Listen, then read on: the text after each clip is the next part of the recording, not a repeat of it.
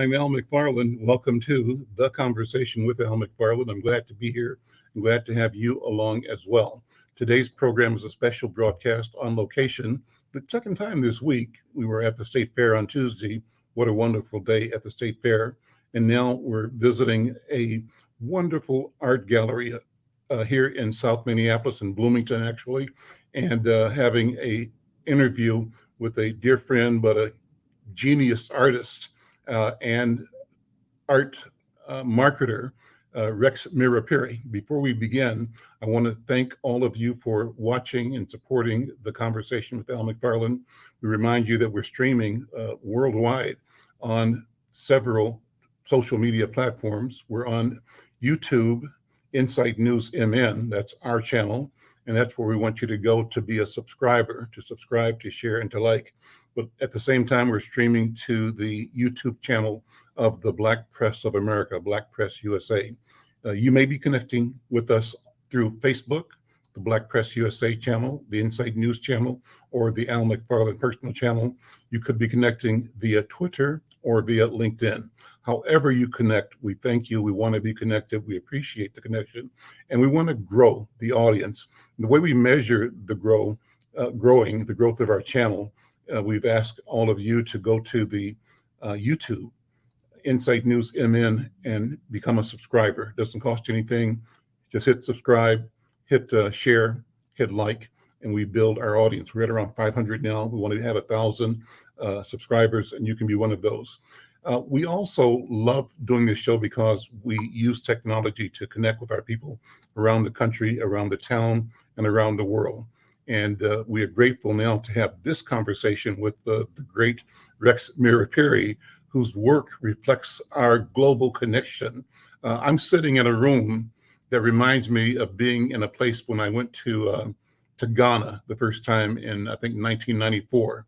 There was a market called the Makola in the middle of Accra. And one section of the Makola was an art gallery. And when you walked into it, you were hit by these stunningly beautiful African objects of art. And then the further you went into it, the more stunningly beautiful, the more luxurious, more exquisite, the more creative, the more genius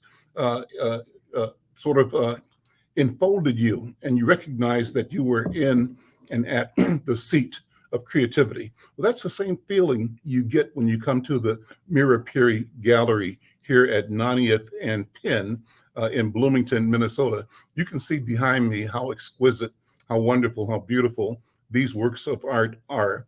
And so I'm pleased to have this time to connect with the curator and the artist for the paintings, Rex Mhiripiri. Before we go, let me say that we want to remind you that we join our friends over at the Minnesota Department of Health to encourage all of us to pay attention to COVID-19. The pandemic is over, but the threat still exists. In fact, we know that the numbers reflect an increase in COVID-19. And let's be protected about COVID, about the flu. One of the organizations that joins us at the health department in promoting awareness and prevention is the Minnesota POC Pride. And that group is presenting a back to school bash on September 1st. And what they're doing is having an event where they're giving away school supplies and food and some fun games for kids, free haircuts. It's happening over at 2517 Golden Valley Road in Minneapolis, going from 10 o'clock to 1 p.m. So stay aware, stay connected. Let's prevent the spread of COVID. Let's keep ourselves, our families safe. With that, let me say welcome again and have you meet my friend, Rex Mhiripiri. Brother Rex, thank you for inviting me into your gallery here, and thank you for spending this time in interview with me. Let me just begin by asking you to invite people to come here to see and to buy the things that you're offering at the gallery.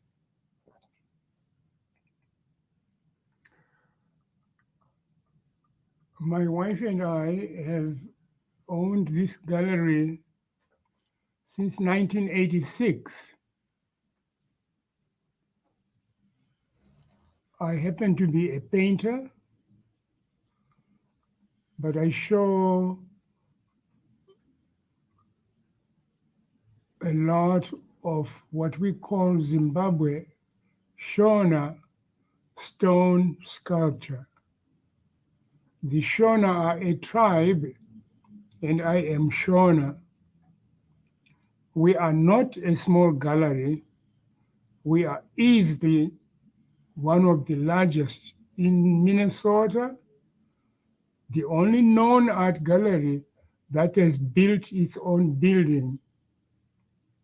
We have 6,000 square feet of space filled with hundreds of stone sculptures, masks from more than 20 African countries, my own paintings, and some paintings by notable African American artists like Takumba Aiken and the late Ken Green,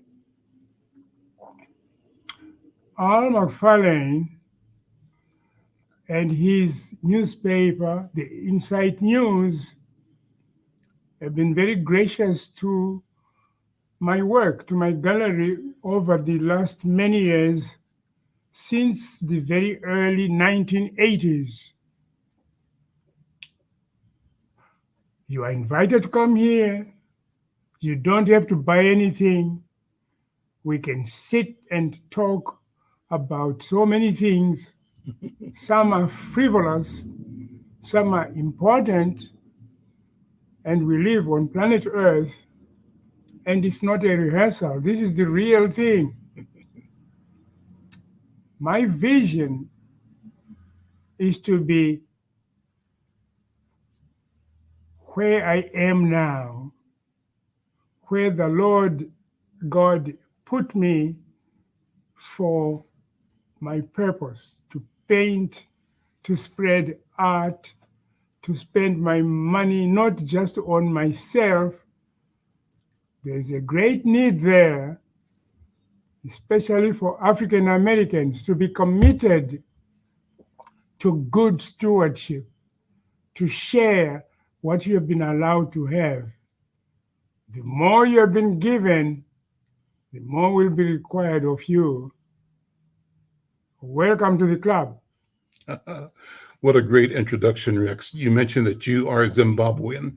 Talk about Zimbabwe. Let's introduce people to the nation, the culture, the people of Zimbabwe, first of all. And then here's kind of what I see happening in this conversation. It can change because we are free form here all the time. But I wanted to get a sense of the ecosphere or the atmosphere or the environment out of which your story emerges, and out of which the art that you produce and the art that you have curated here emerge. And so that means to talk about Zimbabwe and Shona people, and they're renowned on the planet as sculptors and as artists. Start with that, and we'll go from there. I've got a gazillion questions, more than we can respond to in 1 hour, but we'll have some fun just sharing. There are 50 some countries in Africa.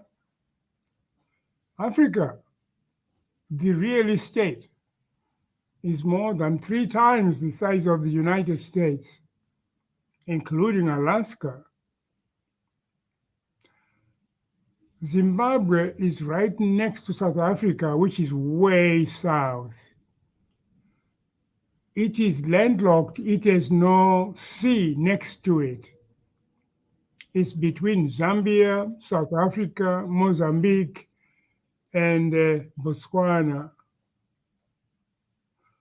Zimbabwe has 2 main tribes, the Shona, where I belong, the Matebele, who are an offshoot, if you like, of the Zulu. Zimbabwe used to be Southern Rhodesia, a British colony, and was named Zimbabwe after the famed Zimbabwe ruins, which are made of stone. Fabulous ruins which are old. When you look at them, You wonder how the builders cut the stone when they did not have the tools that we have today. In all of Africa, surprisingly, only Zimbabwe is famed for stone sculpture. There is some in West Africa, old, they don't really practice it. There is quite a bit in Kenya, but it's very recent, influenced by the Shona stone sculpture out of Zimbabwe.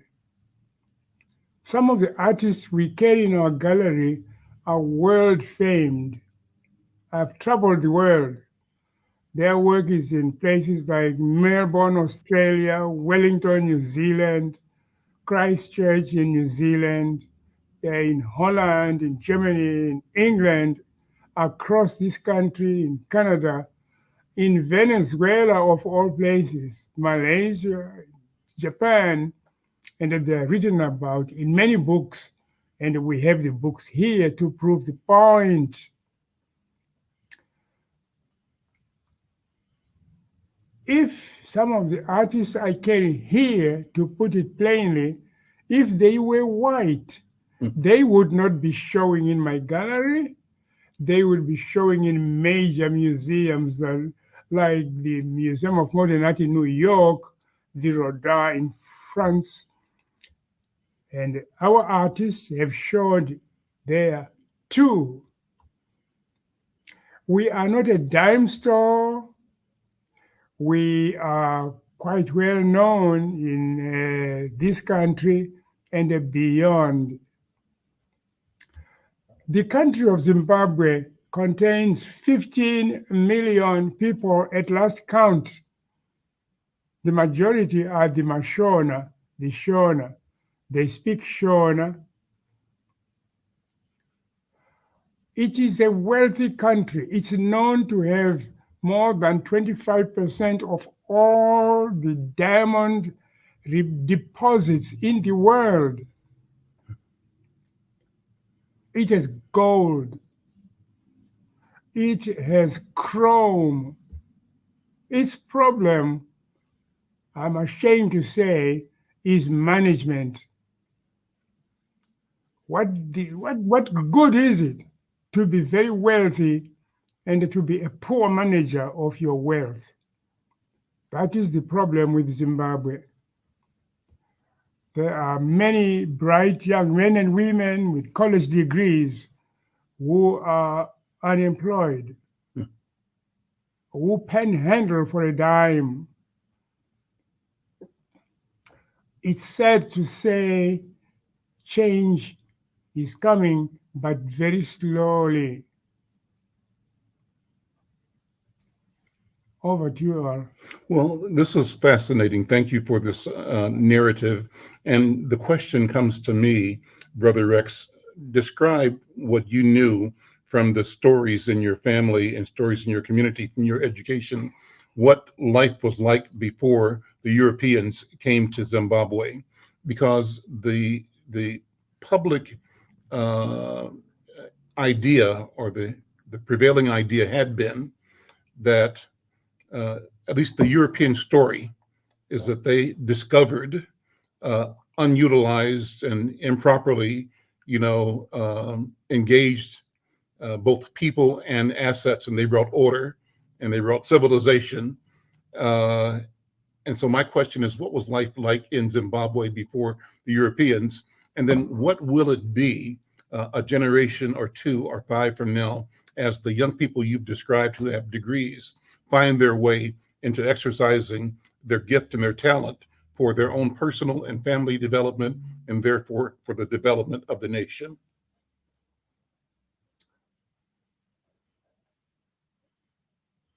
I personally am cold-eyed about history.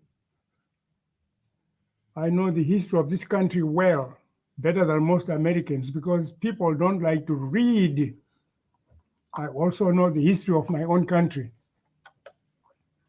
Zimbabwe, like Kenya and India and Ghana, and South Africa were colonies, and Congo, colonies of Great Britain, of Belgium, of France,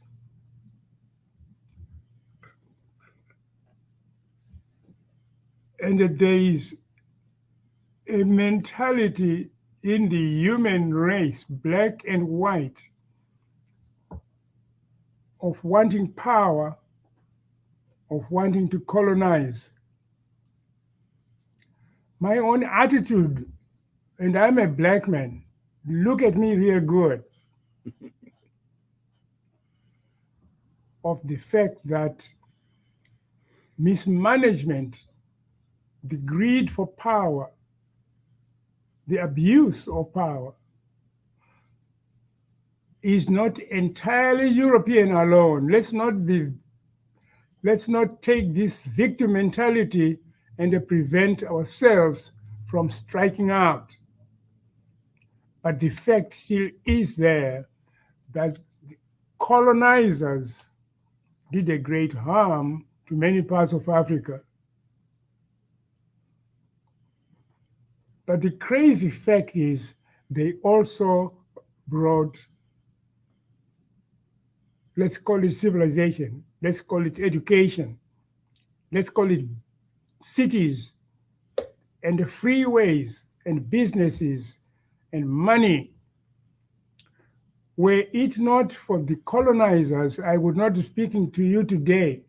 I went to find schools which were taught by white people in Zimbabwe itself.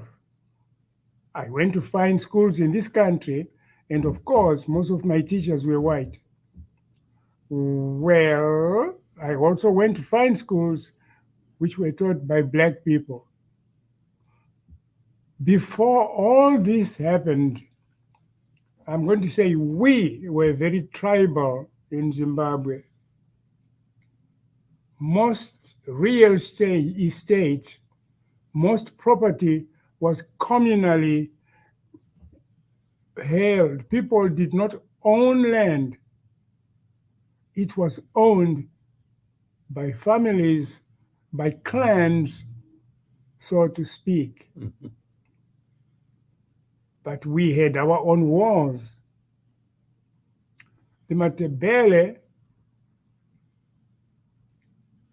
the Mashona hated each other, and we fought and we killed each other.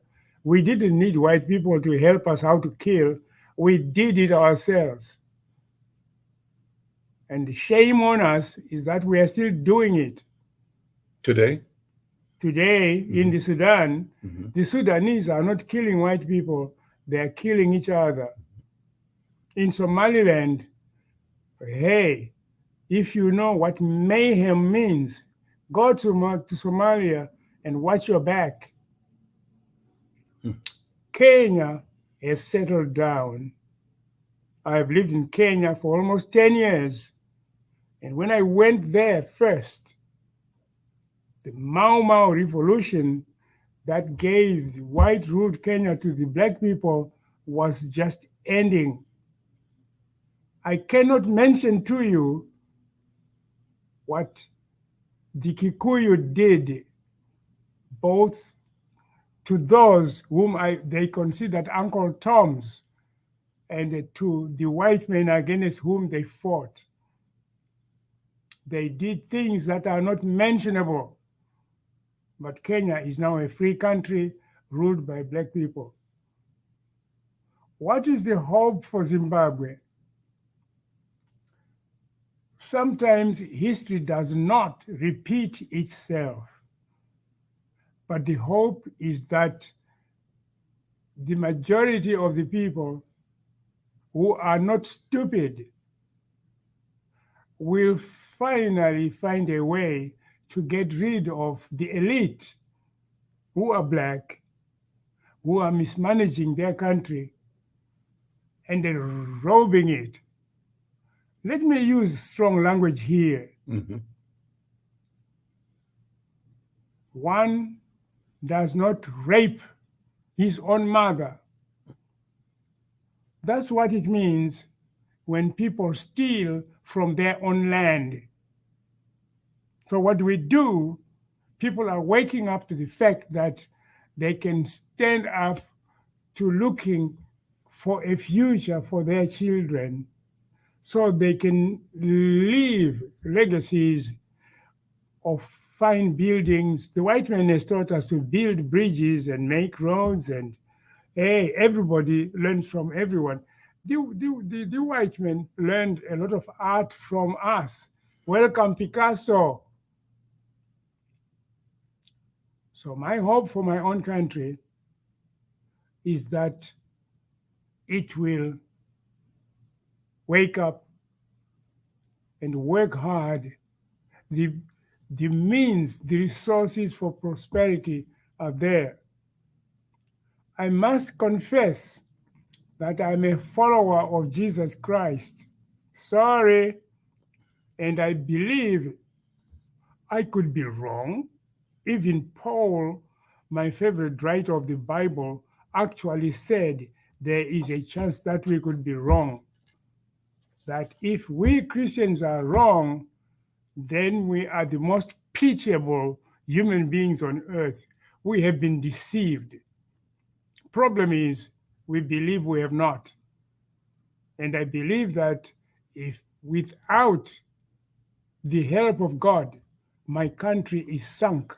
So is every other country on planet Earth. But I could be wrong. And you believe what you believe, and that is what I believe. And in my work, in my gallery, that's my attitude. My attitude is that I don't belong to myself. Telephone.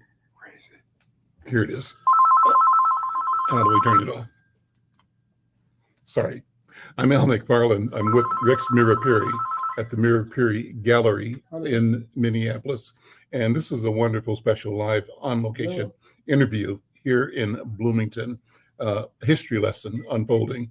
I don't know if you can turn the phone off in the future, but thank you for taking care of that. Well, Rex, let me ask you about the question of buildings.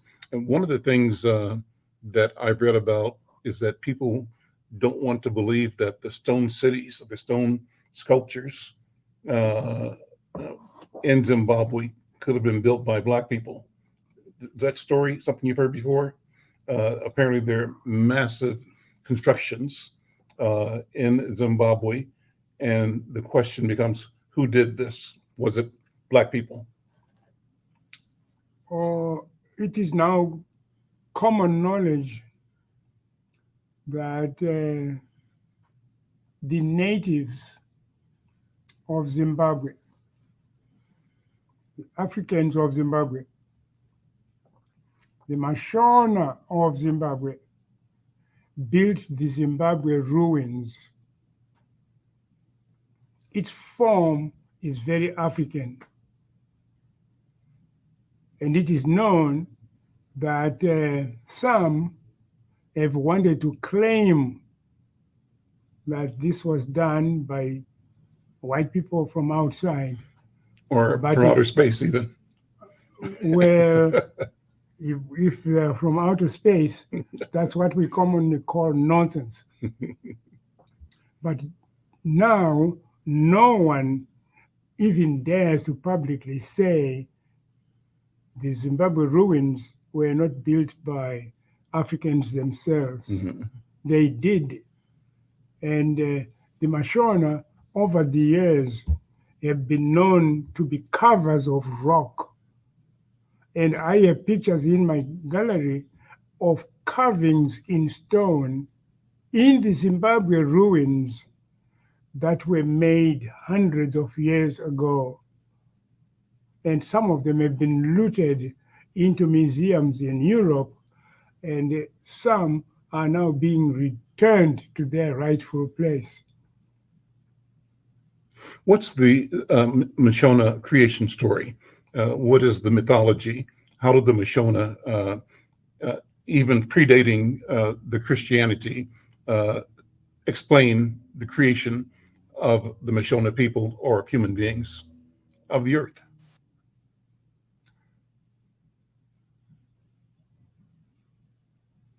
I am going to go to slightly north, then center and southern Africa.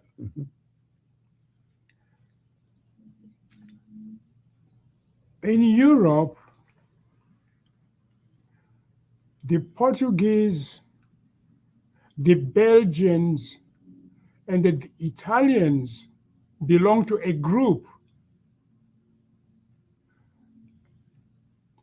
Those in Sweden and Denmark and Finland belong to a group. Those in England and Scotland and Germany belong to a group. Back to Central, slightly north and Southern Africa, there are groups of people. The predominant group is called the Bantu. Bantu means human beings.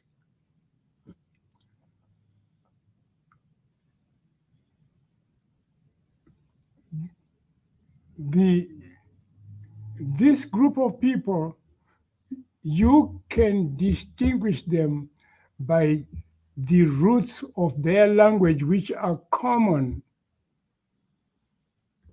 For instance, Uganda is Bantu, mostly Bantu. Kenya has got Bantus. Zimbabwe is all Bantus. Tanzania is all Bantus. Example of language, the Baganda speak Luganda. They live in Uganda. The Mashona, there we go. The Ba and the Ma are the same. The Zulu are also Bantu. And when you look at their languages, you'll find some words that have got a certain commonality. It is out of this commonality, part of which Swahili is made of. You find some of the same roots of words. Swahili is Bantu plus the Arabic. Okay. What is the next group of people? They're called Nilotics. And they surround Lake Victoria. They go slightly north towards the Sudan, and they go slightly to the east of Uganda. And one of the main tribes in that group are the Luo of Kenya, opposed to the Kikuyu of Kenya, who are Bantu. And Kikuyu being the majority. And the Kikuyu are the majority in Kenya.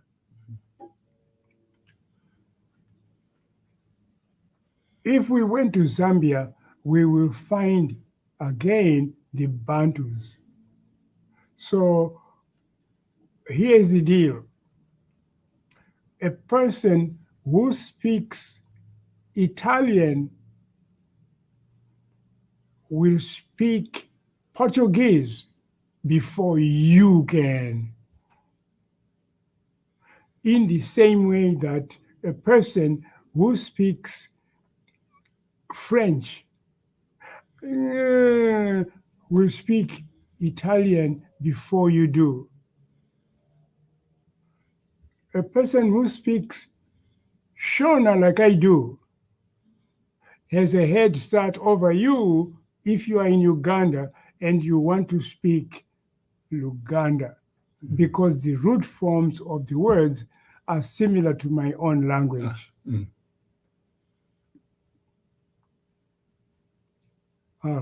So the creation story, how do the Mashona say the world was created? And do they see themselves at the center of creation? I am going to say no. The Mashona actually believe in God. We call God Mhari, and we believed that this God was up there somewhere, and that you could actually talk to this God and ask for help. My grandmother died, maybe 20 years ago when she was in her 90s. And she told stories of a family that was hungry, and they went under a tree and asked Mhari to help. And the food was placed in front of them. I remember my grandmother telling a crazy story of how she was out in the fields as she was getting to be old, but she worked in the fields, and a storm came, and she cowered behind a rock, and it rained a few feet from where she was. I believed her. The Shona and the Matebele, the Bantus came from towards, I'm going to say, the north. I believe that our people believe that this mysterious God made them, even though, which is typical among natives of any country, people worship stuff like the spirits of their own gods. But there's a name for that. It's called paganism. And you find that in the Maoris of New Zealand, where I have visited, in the Aborigines of Australia and Papua New Guinea, and I've been there. In the Indians of India, the Hindus have got 3,500 gods. Spend your life worshiping something. The Sudanese, pagan, some of them are. And yes, this, what I'm going to say, may be painful for some people. Along with the colonist, his brother was a missionary preaching the news of Jesus Christ. It's an important fact to know that missionaries, white missionaries, came to Africa to preach the good news that Jesus Christ saves. There's a saying in Africa where freedom fighters said, "You came to steal my land, and your brother came to give me the Bible, and I don't want you both." What does Rex say? Rex says, "Great way to get lost." What do you mean? What do you mean? What I mean is, a lot of good was brought in by the missionary. We valued our lives much less than before the missionary came. Even though, of course, murder is murder, we recognize that. And we did not know, as many of us believe, that after we die, we will go to our Maker. And you don't want me to preach at you, but if you allow me, I'm going to say, the missionary came to say, hey, you folks, you have a choice of where you will live after you die. You are not your body. You are a spirit being. I could go more, but we're talking about art. And for me, my life, my art, and my faith are inseparable. So what do I do when I've got such a conflict? I fight the colonists to get rid of them. I welcome the missionary to preach the good news. You can't blame me because I did not manufacture that fact. That's the way it is. As one white journalist called Walter Cronkite said, That's simply the way it is. Rex, let me take this point to look at some of your art. I'm going to ask Vash to go to the gallery online and pull up Rex's art. I'm going to ask you to walk us through some of the things that you've displayed on your website, you as a painter.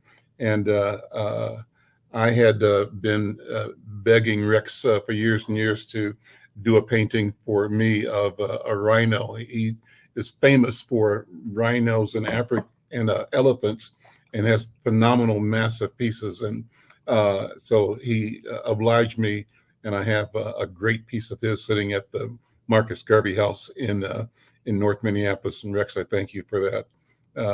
But I was, from the beginning, struck by and taken by the beauty and the majesty of what you do. Talk us through some of these articles here, some of these items described. Can those be made individually bigger, Vash, or not? Do you know? Can you click on one, or he has to do it from his machine? And can you make one larger so we can look at it? Oops. Yeah, it's very small, Vash. We don't really see the big image. So maybe go back to the gallery. Oops. There we go. So look, just describe some of these pieces. What the well, how do you talk about them? However you talk about them. I paint in oils, in acrylics, and sometimes in watercolors. The African elephant, which I know I'm going to have to brag and say more than most people, has been very profitable for me. I've painted elephants until they come out of my ears. I paint Minnesota landscapes. I paint giraffes and rhinos. I love birch trees. I love water by the lake. By the lake is not just for the white man. It's nice to go and fish for everyone. And I love to go and catch a nice big salmon, get photographed with it, and brag. You go to Superior, Lake Superior? To the, in fact, I have plans to take my family to a place called Dog County in Wisconsin. I understand there's nice fish there. Sadly, I have not been in very good health. My plan was to go to Alaska to fish for salmon, but the trip may be a little bit challenging for me. There's one of the elephants and there. There is one of my elephants right there. Kenya is famed for its wildlife. Don't be deceived by the talk of endangered species. There are some folks out there who make money by talking. The elephant is doing extremely well in Africa. Take it from me. So much so, there is a word called culling. Culling is done in Minnesota when white-tailed deer so proliferate that they go to the airport, they go to Fort Snelling Cemetery, they climb over the fence and put the airport in danger by going on the runways. And soldiers and marksmen and the National Guard have to go and take them out. It's called culling. It's not cruel. It's making room for Management. It's management. Yes. And in Africa, elephants have to be culled because they're multiplying like crazy, and they have to be taken out. Not old ones, but men, women, and children. They are taken out by the group. Funny story about elephants is that they are like people. They don't mix. If you belong to a herd, you don't come to my herd. If you have been separated from your herd and you come to my herd, you are considered a foreigner, and we will iron him, take you out.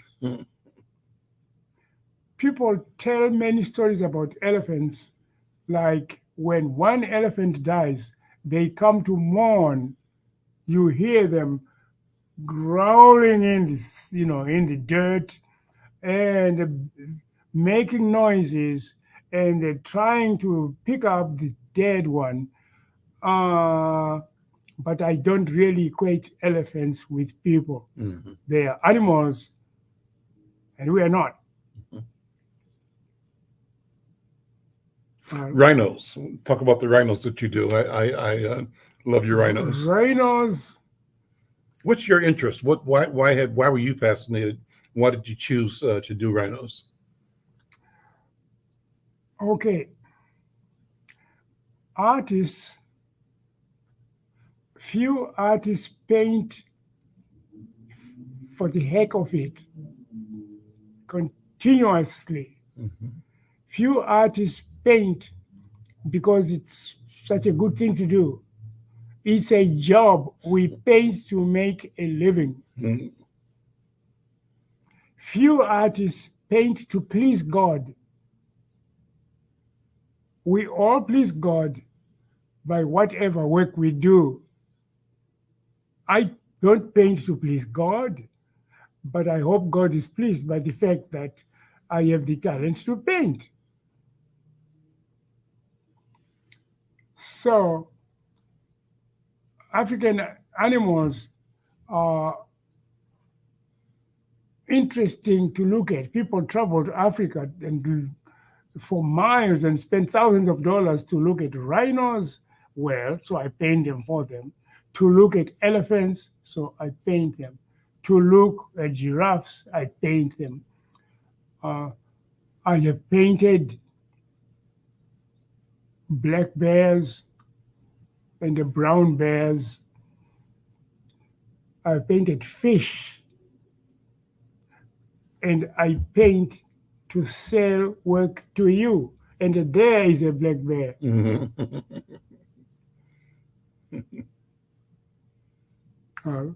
You get that from a photograph? You photograph and then paint it?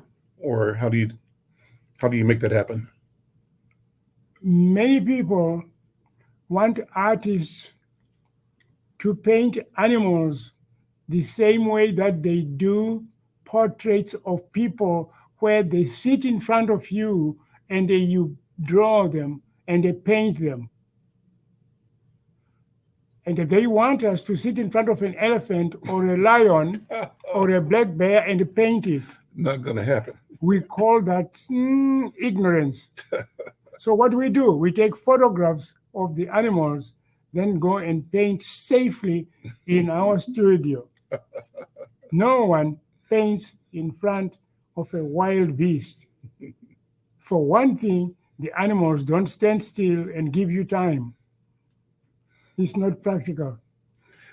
Let's talk about some of the Shona stone sculpture. Bosch, you can pull up some of the sculptures that are in the website, the webpage, and you can talk about some of the artists or some of the art. What makes this so unique in the world? I mean, I'm looking at it as beautiful, number one, but how do you describe and how do you assess, evaluate, appraise, and then choose things that you want to bring to the marketplace here?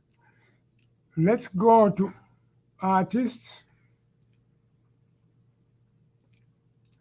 and let's go to Matemera. Which one? Bernard Matemera. Yeah, there you go. Okay, great. Now, Bernard Matemera is written about in as many as 10 books, and I've got them here. He is in major museums. If he were a white man, his work would be selling for millions of dollars. Hmm. The most I have seen, $250,000, tens of, 50,000, 100,000. 60, 85, 65,000 for this one. Uh-huh. Mhm. He is big time. Hmm. He is famous. He is huge. If we went to Mteki, Another artist. another artist who is famous, Go to MKK if you see it, Bash. Richard Mteki. Yeah. There we go. There he is. He is big time. If we went to, Beautiful. That's amazing. if we go to Lazarus Takawira,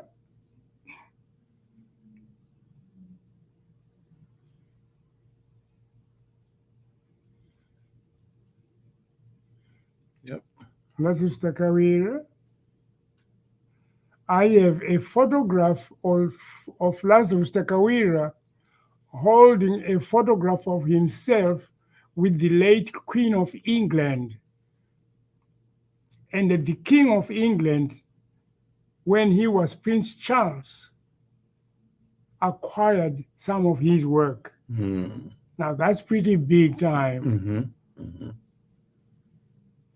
If we go to Colin Madamombe,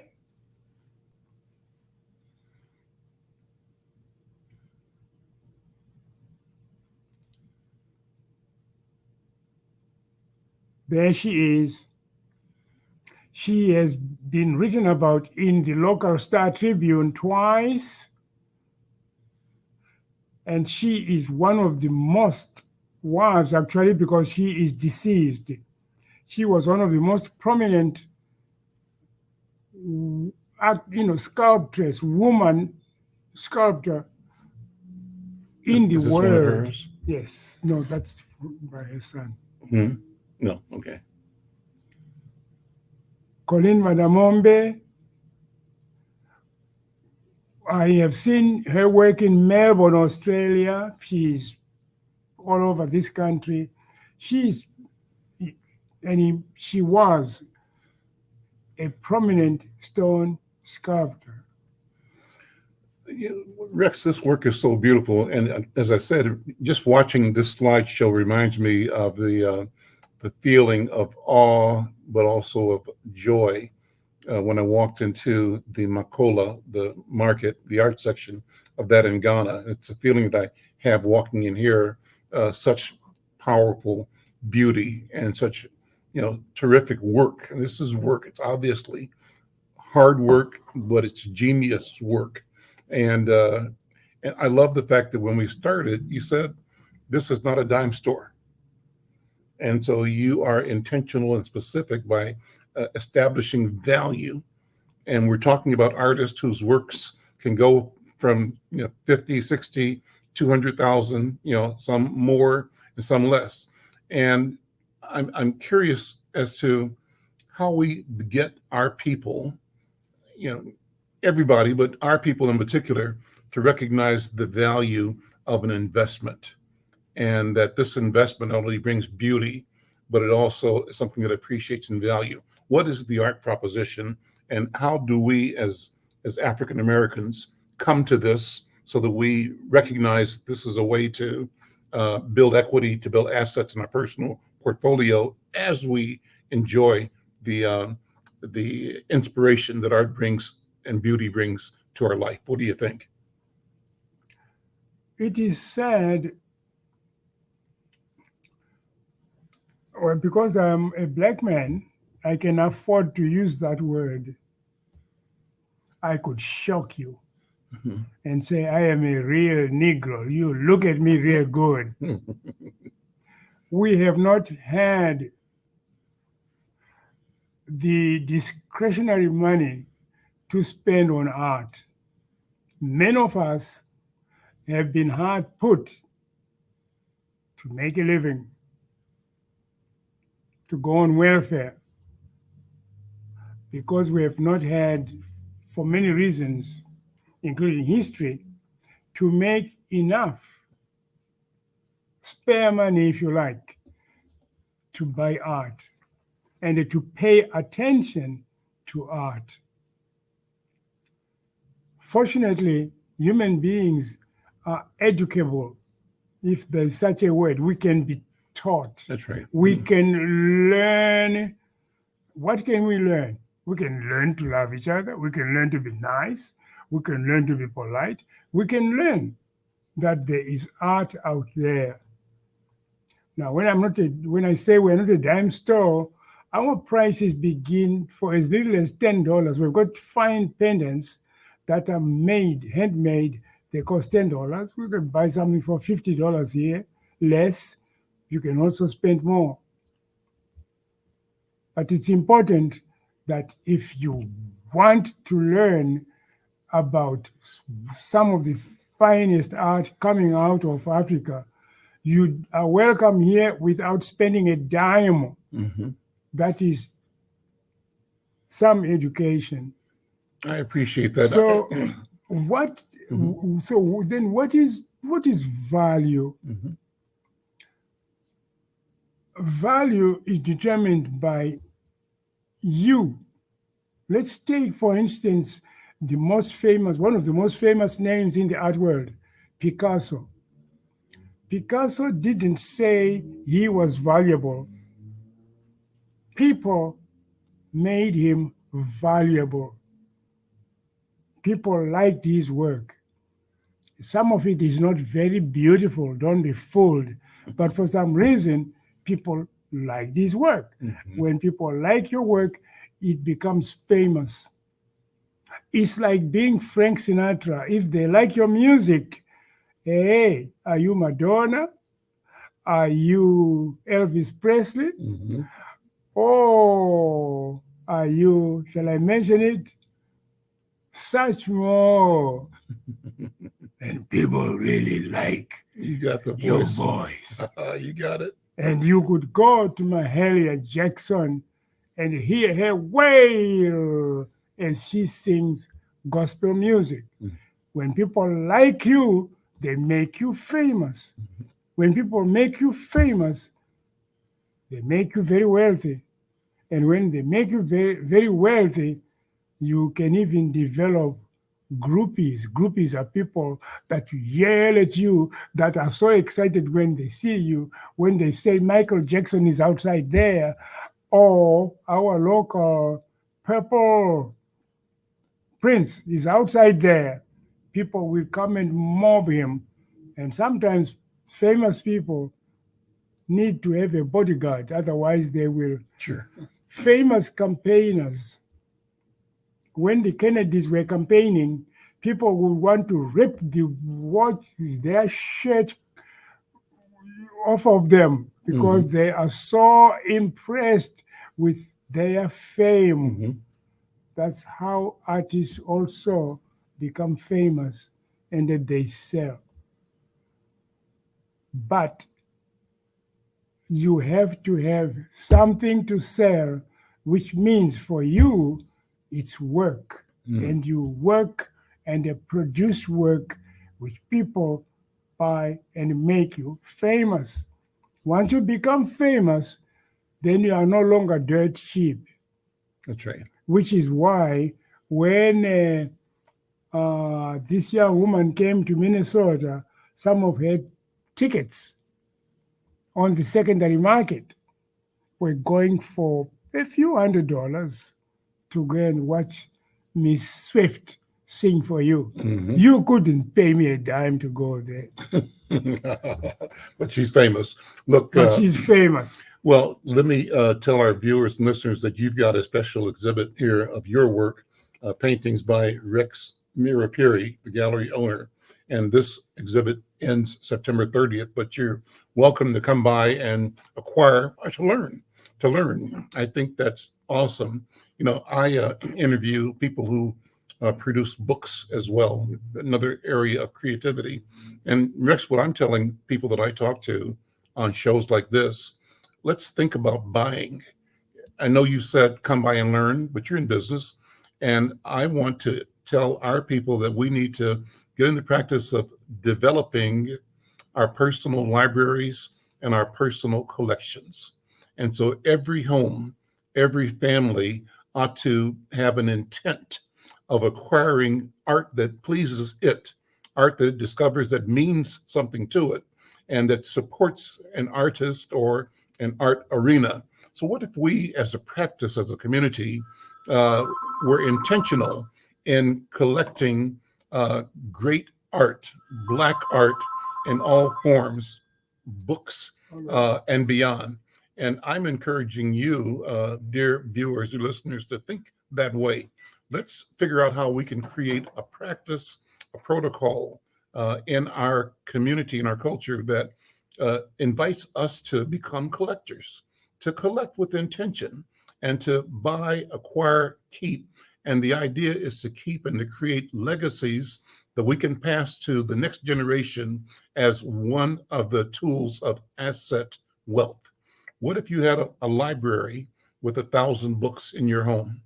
And what if you had the intention and you taught your children and your grandchildren and their children that what we're doing with this library is adding to it selectively over the generations so that in 5 generations we will have amassed a personal family library of great work by our people. The same is true, I believe, with sculpture and with paintings and with art, with music. So I'm saying this to invite you to begin your family journey of becoming an art collector and do it with the intent that not only is reflective of your appreciation of beauty, but it's also a selfish investment. I'm saying bring the investor idea forward. When you buy art, you spend $10, you spend $10,000, you spend $100,000, but you invest in a product that will appreciate in value because you and other people know that this is valuable. So think about that and get your art eye on and come by and visit my friend, my brother, Rex Mhiripiri at the Mhiripiri Gallery at 90th and Penn Avenue in Bloomington. And he's open every day, 5 days a week, Rex? 6. 6 days a week. And come by and you'll enjoy talking to him because he's got a lot to say and he doesn't mind pushing you, mixing it up with you, exploring you, and listening to you as well. Well, Rex, we're about out of time here. We've got a couple of minutes. What are your thoughts? Any message you want to leave? And, you know, I knew, I told you this before, that your commitment to your faith is the center of your life. And I knew and expected you to make your declarations about the importance of the value of Christianity and your commitment to sharing the good news. And if you want to close this program in that voice, I welcome it. And I thank you for allowing me to be here. I always enjoy this conversation. Rex, we got about a minute. What do you think? When you come, we will give you one of my lithographs on the house. And you can walk out with it without paying for it. You can choose out of 10. My own attitude towards, I am 88 years old now, and I have a fine family, if you like, 7 children, all of them with a minimum of 1 college degree, which includes Yale and Harvard, school superintendents, teachers, businessmen. The Lord has put people in my life that I call friends, that love me, and I'm grateful to have people come into my life Gotta wrap it up. and share with me as I share with them, because it's more than just making a dollar. I think that we people, I'm going to address one quick one to black men. A man who is strong loves and respects his women. We got to leave it there. Listen, Rex, thank you so much. One thing I'm going to add, you're going to offer a lithograph if anybody listening or watching comes in. I'm going to add to that for you. I brought with me a number of tickets to the Renaissance Fair, which goes on weekends for the next several weeks. We'll leave those with you, and at your discretion, you can gift those tickets to people that come to view you, and that you're giving the lithograph to as well. Well, listen, end of the program, great conversation. Thanks to my guest, Rex Mhiripiri. Thanks for having the program hosted here at the Mhiripiri Gallery. We invite you to come out and enjoy, learn, and buy. I'm Al McFarlane. We'll see you next time.